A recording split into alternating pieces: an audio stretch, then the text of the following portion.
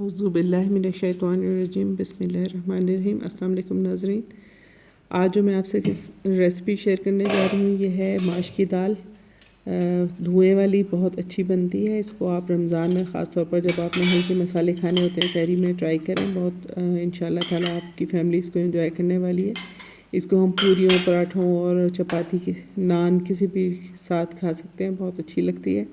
इसके लिए हमने सबसे पहले लिया है एक कप जो मग होता है चाय पीने वाला दाल माश की, उसको हमने 1 घंटे के लिए भिगो दिया।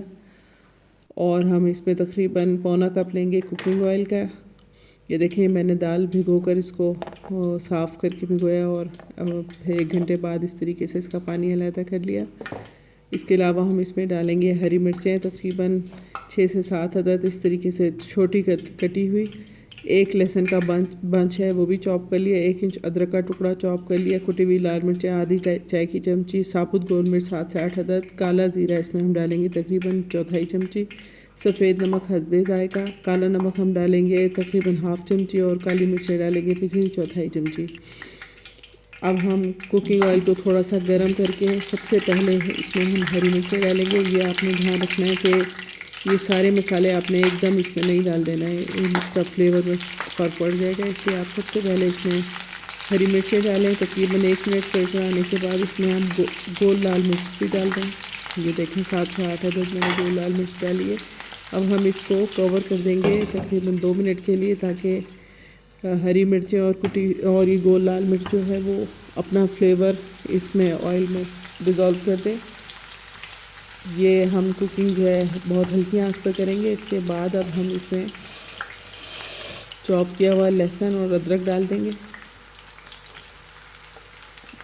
बहुत अच्छा चॉप किया हुआ है, मोटा मोटा नहीं है ये। इसमें आप देखेंगे कि मैंने प्याज का इस्तेमाल बिल्कुल भी नहीं किया।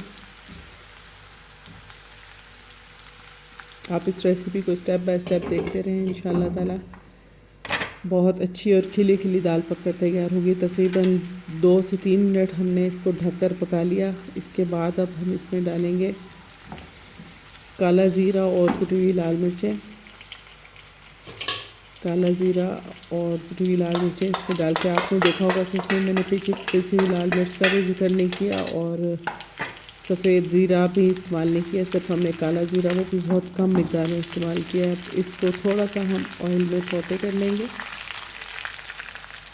ये देखें ये लहसुन और अदरक जो है हल्का हल्का सा ब्राउन होना शुरू हो गया, कलर चेंज हो गया, लेकिन हमने इसको बिल्कुल ब्राउन नहीं करना वरना इसका फ्लेवर डिफरेंट हो जाएगा। बस हल्का हल्का सा गोल्डन हो जाए। इसके बाद मैंने ये टमाटर उबाल कर उसका पेस्ट बना कर रखा हुआ है, तो आप साबुत टमाटर भी इस्तेमाल कर सकते हैं। मैंने तकरीबन 4 टीस्पून टमाटर का पेस्ट इसमें डाला और ये क्योंकि पहले से पका हुआ है, पकने के बाद हमने टमाटरों का पेस्ट बनाया है, तो इसको फिर आपने बहुत ज़्यादा भूनने की ज़रूरत नहीं है। लेकिन अगर आप साबुत टमाटर इस्तेमाल करें या कच्चा पेस्ट इस्तेमाल करें तो उसको अच्छे तरीके से भुनें।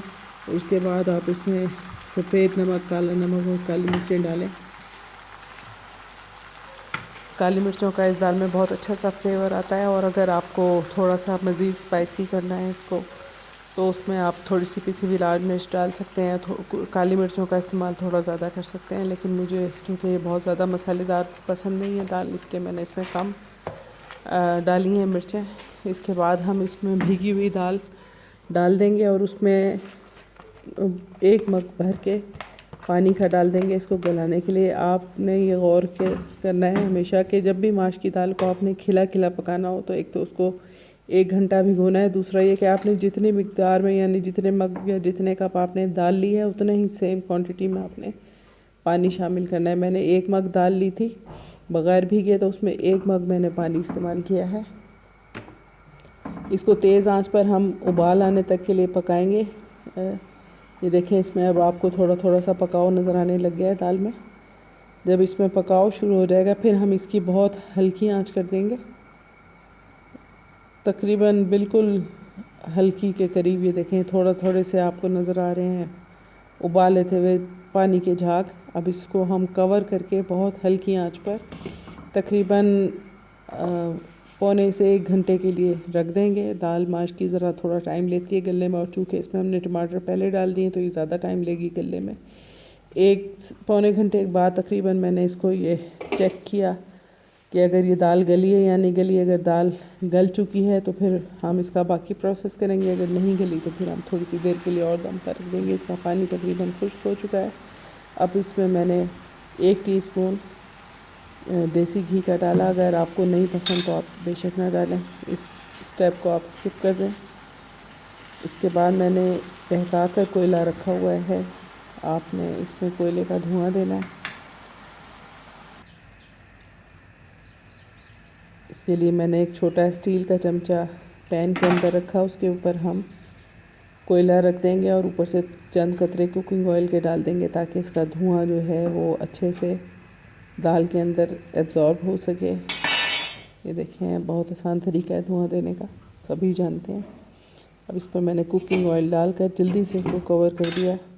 जब तक कि इसमें रहता है धुआं तब तक इसको हमने कवर किए रखा। उसके बाद हमने इसके ऊपर फ्रेश मक्खन डाला और हरी मिर्चें और अदरक की गार्निशिंग करके इसको सर्व करेंगे। इंशाल्लाह ताला बहुत मज़े की दाल बनती है।